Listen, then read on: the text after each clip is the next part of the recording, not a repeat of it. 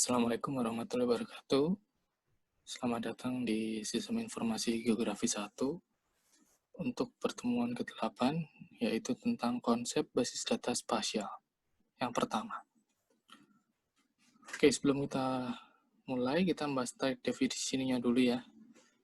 Definisi tentang sistem dan manajemen. Nah, untuk sistem sendiri, yaitu adalah kumpulan tabel-tabel logika atau bahkan file fisik yang saling berelasi satu sama lain. Jadi itu kumpulan dari berbagai macam tabel dan logika. Bahkan ada yang formatnya dalam bentuk yang lain, tapi mereka saling memiliki korelasi. Nah, sedangkan manajemen adalah kumpulan data yang memodelkan aktivitas-aktivitas yang terdapat di dalam enterprise-nya. Jadi untuk sistem manajemen itu berarti dia adalah sebuah kumpulan data yang dijadikan satu dalam sebuah penataan yang baik dan terdapat aktivitas saling pertukaran di sana. Nah, itu adalah sistem manajemen. Nah, basis data adalah himpunan kelompok data, file atau arsip yang saling berhubungan dan diorganisasikan sedemikian rupa harga kelak dapat dimanfaatkan kembali dengan cepat dan mudah. Atau kumpulan data yang saling berhubungan dan disimpan bersama sedemikian rupa tanpa pengulangan yang tidak perlu atau tidak ada redundansi untuk memenuhi berbagai kebutuhan. Atau bisa juga disebut dengan kumpulan file, tabel, atau arsip yang saling berhubungan dan disimpan di dalam media penyimpanan elektronik. Jadi di dalam sebuah penataan yang baik itu memiliki basis data yang baik. Jadi ibaratnya kalau kalian bertemu perpustakaan, jika dia memiliki basis data yang baik, teman-teman akan dengan mudah mencari di mana lokasi buku yang diinginkan. Dengan melihat dari jenis bukunya apa, nama bukunya itu menggunakan huruf depan apa. Nah, ketika teman-teman tahu, teman-teman akan tahu di mana lokasinya. Nah, tapi kalau misalnya arsipnya jelek, ketika teman-teman nyari ini, seharusnya habis C adalah D gitu namanya. Ternyata habis C G, C H gitu. Nah, itu berarti basis datanya tidak baik di situ. Keuntungan basis data adalah mereduksi keberadaan duplikasi data. Nah, sehingga mencegah datangnya masalah inkonsistensi dan isolasi data. Jadi tidak ada data lah yang duplikat, misalnya data penggunaan lahan punyanya Kementerian X gitu. Yang satu lagi ada penggunaan lahan lagi yang punya Kementerian X juga. Nah, itu ada dua file yang sama, padahal isinya juga sama. Nah, itu tidak akan terjadi. Sebenarnya adalah mudah dikembangkan lebih lanjut, baik struktur maupun dimensinya. Ketiga adalah memperoleh kemudahan, kecepatan, dan efisiensi, data sharing, dan availability, akses atau pemanggilan data. Jadi intinya itu, dengan menggunakan basis data, kita lebih mudah, lebih cepat, dan lebih efisien dalam hal kita bisa sharing data gitu. Terus kita juga lebih mudah manggil datanya, jadi jam 1, misalnya kita mau cari ini data terkait project X gitu kan. Nah, data-datanya semua yang terkait dengan itu ada di dalam satu basis data di situ. Jadi teman-teman tidak perlu mencari lagi di mana nih foldernya sebelah mana itu. Terpencar-pencar tidak kan. Selain itu, share-nya jadi mudah. Karena kalau teman-teman itu menggunakan data spasial yang berformat SHP itu kan filenya banyak tuh. Nah, ketika teman-teman nanti mau sharing, ternyata ada salah satu file yang tertinggal, istilahnya itu tidak bisa dibuka. Dan filenya banyak, untuk satu SHP itu bisa 5 file sendiri. Padahal kalau menggunakan basis data, database juga, itu maka akan lebih mudah, sharingnya cukup satu file dan di dalamnya meminimalisir kehilangan data ketika mengopi. Keempat adalah mendapatkan potensi fasilitas penjagaan integritas data. Yang kelima, menyebabkan data menjadi self-documented dan self-descriptive dengan kehadiran metadata yang bersangkutan. Jadi setiap data yang menggunakan basis data, kita bisa mengisi informasi deskriptifnya terkait data ini yang buat siapa. Nah, itu juga akan mempengaruhi metadatanya. Metadatanya itu nanti bisa diisi dia tahun pembuatannya kapan, metode pembuatannya seperti apa, kesalahan pembuatannya itu seberapa. Nah, itu nanti bisa diisi di situ. Yang keenam adalah mereduksi biaya pengembangan perangkat lunak aplikasi terkait. Jadi ketika memang biayanya biasanya besar di awal, tapi setelah itu basis data itu dapat digunakan terus-menerus dan akan upgrading-nya itu akan lebih mudah. Ketujuh adalah meningkatkan faktor keamanan data. Nah, tentu saja dengan menggunakan basis data kita bisa memberikan security atau keamanan, password keamanan terkait data itu bisa diakses atau tidak. Nah, terkait struktur basis data dibagi menjadi 4 yang secara umum ya, yaitu struktur basis data raster, struktur basis data vektor, struktur basis data deskriptif, dan struktur basis data tabular. Struktur basis data raster atau kalau teman-teman lihat itu struktur basis data yang gambar citra yang terkait dengan data-data raster tentunya itu pertama diamati dan dideteksi di lapangan lengkap dengan koordinata. Jadi ada titik koordinat di dalam setiap nilai raster itu. Jadi kalau teman-teman dapat citra satelit itu punya koordinat pada tiap pikselnya.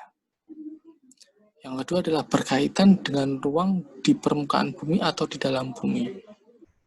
Jadi kenampakan dari struktur basis data raster itu menggambarkan kenampakan di permukaan atau di dalam. Berbentuk posisi, area, lokasi, dan permukaan. Keempat, dinyatakan dalam bentuk lintang, bujur, atau sistem koordinat lain. Bisa geografis, bisa kartografis, atau bisa kartesian. Kelima, memiliki skala dan proyeksi tertentu. Nah, jadi setiap informasi informasi dari data raster itu punya satu sistem proyeksi dan skalanya yang bisa dilihat dari resolusi spasialnya. Selanjutnya bisa berbentuk foto udara atau citra satelit.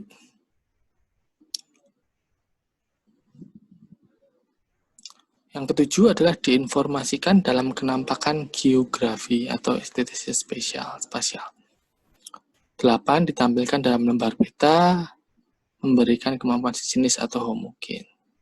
Jadi struktur basis data raster seperti itu. Jadi teman-teman dapat bayangan. Jadi kalau satu basis data raster, itu ya teman-teman bisa bayangkan peta JPEG ya, atau peta raster, bukan peta yang vektor, atau foto udara, atau citra satelit. Kalau untuk struktur basis data vektor itu dibagi menjadi 4 ya. Ada titik atau node atau point. Teman-teman semoga sudah masih ingat ya atau sudah hafal ini. Berbentuk titik posisi tanpa dimensi dengan koordinat X, Y, dan Z. Biasanya kalau ada Z-nya itu adalah informasi terkait ketinggian, misalnya titik tinggi atau mungkin hasil lokasi pengukuran topografi, nah itu koordinatnya ada Z-nya. Yang kedua adalah garis string atau kumpulan koordinat yang memiliki titik awal dan titik akhir. Nah, garis string itu minimal terdiri dari 2 titik yang akan dihubungkan antara titik awal dan titik akhirnya. Nah, yang ketiga adalah poligon atau area, kumpulan koordinat panjang dengan titik awal dan titik akhirnya sama. Jadi misalnya ada A, B, C. A ke B dibuat garis, B ke C dibuat garis, dan C kembali lagi ke A. Itu minimal ada 3 titik. Keempat adalah permukaan atau surface, area dengan koordinat X dan Y dan Z dan dimensi panjang, luas, dan tinggi. Jadi itu untuk permukaan atau surface, itu dia poligon atau sebuah bidang 3 dimensi yang memiliki koordinat X, Y, dan Z. Nah, jadi dia punya volume di dalamnya. Ini digunakan untuk pengukuran volume, entah itu misalnya volume waduk, volume gundukan, dan nanti bisa gunanya untuk cut and fill, misalnya untuk pembuatan jalan, mana yang harus diisi, mana yang harus dipotong, biar rata. Nah, ini contohnya bagaimana melakukan suatu kenampakan di muka bumi itu menjadi kenampakan yang bisa kita lihat berdasarkan informasi geografis. Jadi ada 2, dari kondisi dunia nyata bisa direpresentasikan dalam bentuk raster, berupa foto udara atau cetak satelit, yang nantinya objek terkecilnya adalah piksel. Satuannya itu piksel, itu kotak-kotak adalah piksel. Nah, nanti kalau direpresentasikan jadi seperti itu ya. Di situ ada sungai, ada tanah terbuka, ada vegetasi pepohonan, ada lahan terbangun rumah. Nah, kalau di raster jadi seperti ini sebelah kiri. Tapi kalau misalnya diubah jadi data vektor, bentuknya bisa sebelah kanan. Nah, kalau untuk rumahnya direpresentasikan sebagai titik. Sungainya kita representasikan sebagai garis. Untuk hutannya kita representasikan sebagai poligon. Sedangkan kalau di raster semuanya dalam bentuk piksel. Rumah dalam bentuk piksel, sungai dalam bentuk piksel, hutan juga dalam bentuk piksel.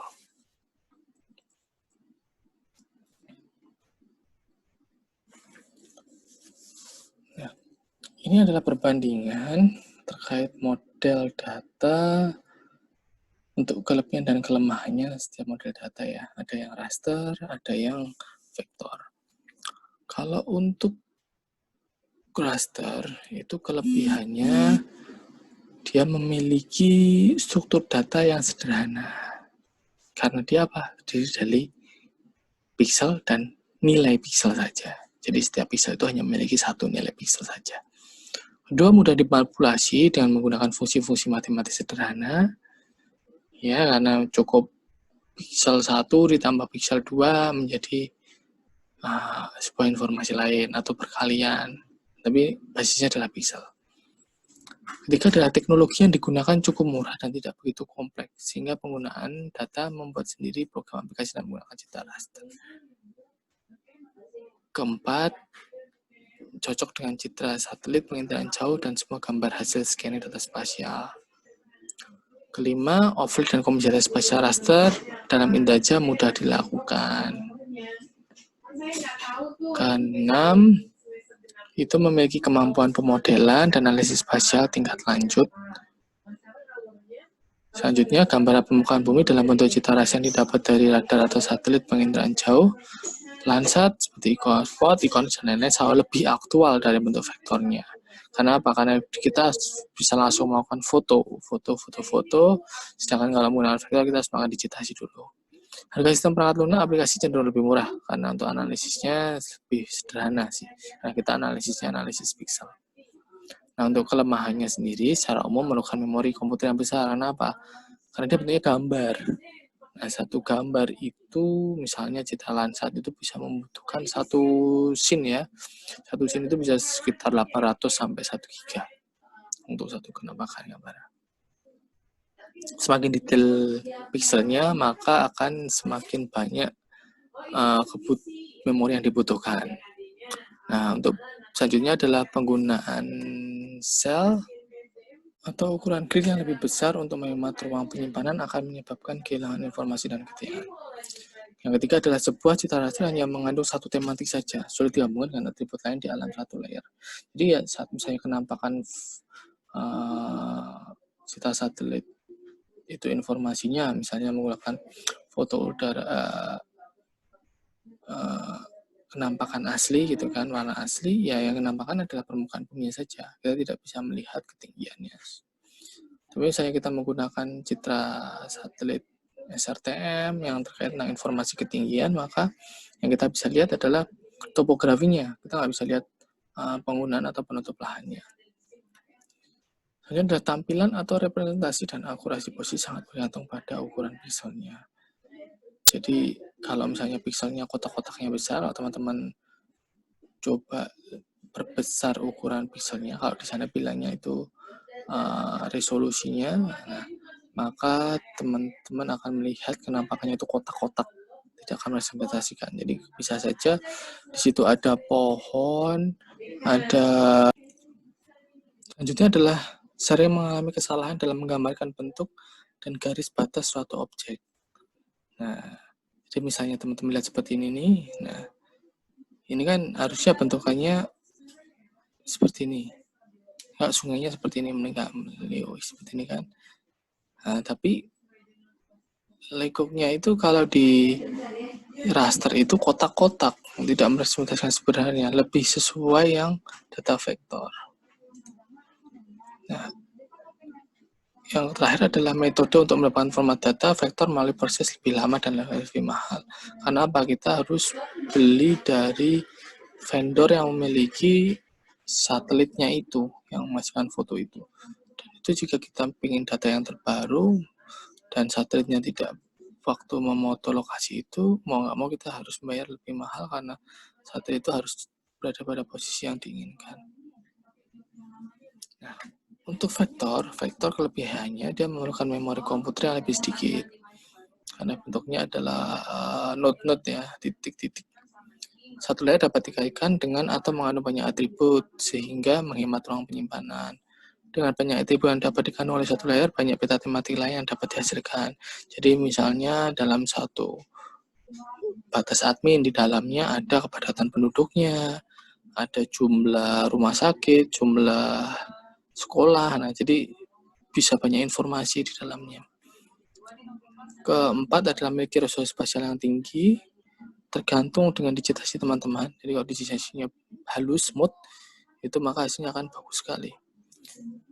Yang terakhir adalah memiliki batas yang teliti dan tegas sehingga baik untuk membuat peta misalnya tanah. Ya karena bentukannya itu menyesuaikan dengan penampakan, dengan kemampuan kita melakukan kedetalan digitasi, maka itu sangat cocok sekali untuk objek-objek yang membutuhkan ketelitian yang tinggi. Nah, kelemahannya dia memiliki struktur data yang kompleks, jadi lebih kompleks dia, nggak cuma pixel tapi dia ada nilai X, ada nilai Y, dan nilai Z. Datanya tidak mudah dimanipulasi, jadi teman-teman untuk melakukan manipulasi harus memahami analisis dan manipulasi informasi geografis. Ada banyak sekali, ada overlay, ada buffering, ada proximity, jadi banyak sekali yang harus teman-teman pelajari. Penggunaan tidak mudah untuk berkreasi, untuk aplikasinya tentunya. Nah sekarang tuh yang benar-benar enak dan nyaman dipakai itu namanya ArcGIS. Nah itu berbayar dan cukup mahal. Sedangkan kalau yang mau pakai yang free itu kayak Quantum Gis, Supermap itu dia free tapi memang untuk pemanfaatannya juga lebih not user friendly lah, tidak lebih nyaman untuk dipakai buat ya, orang awam. Tapi kalau buat developer mungkin bisa lebih baik. Karena prosesnya lebih lama, peta vektor seringkali mengalami kadaluarsa. Ya teman-teman harus melakukan digitasi. Digitasi itu apa? Ya teman-teman menyalin, kayak teman-teman punya gambar dijiplak pakai spidol. Nah itu kadang-kadang kalau kita harus melakukan digitasi untuk skala yang detail dan untuk cakupan yang luas itu sudah nggak update lagi. Kadang waktu selesai melakukan digitasi, cek ke lapangan, data sudah selesai tidak update lagi. Lalu sudah ada yang berubah. Itu sangat biasa sekali untuk kita melakukan interpretasi penggunaan lahan. Terus tidak cocok dengan data-data satelit, itu sering kali. Jadi antara data satelit dan data digitasi kadang nggak sesuai. Kenapa? Karena mungkin ada pergeseran proyeksi, pergeseran sistem koordinat, sehingga nanti tidak sesuai. Dan seringkali juga hasil digitasinya itu tidak cocok dengan data satelit. Kenapa? Misalnya, kita digitasinya pada tahun 2010 gitu. Nah, ternyata kita digitasinya pakai citra tahun 2012.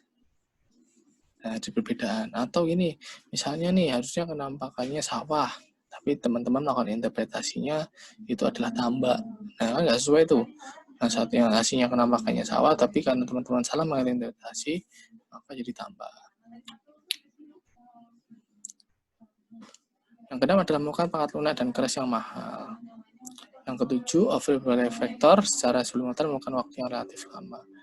Iya, karena dia itu membaca resolusinya sangat detail, jadi ketika melakukan overlay itu atau penggabungan itu akan membutuhkan waktu yang lebih lama dibandingkan dengan citra satelit.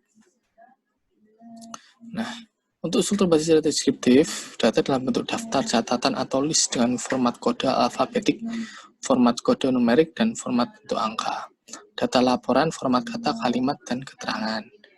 Data gambar dengan format kata, angka, keterangan, format penunjuk area, atau format simbol. Jadi basis data deskriptif itu biasanya lebih pada kata-kata. Sebuah kalimat yang menunjukkan, berarti lokasi spasial di situ. Struktur basis data tabular, bentuk tabel-tabel yang memiliki keterkaitan satu sama lain. Jadi biasanya untuk data-data statistik, data-data tabel itu menggunakan struktur data tabular. Ya, mungkin itu untuk pertemuan yang ke-8. Jadi kalau misalnya ada yang silakan tanya di forum, jangan lupa mengerjakan tugasnya dan praktikumnya. Saya tutup, sekian, terima kasih.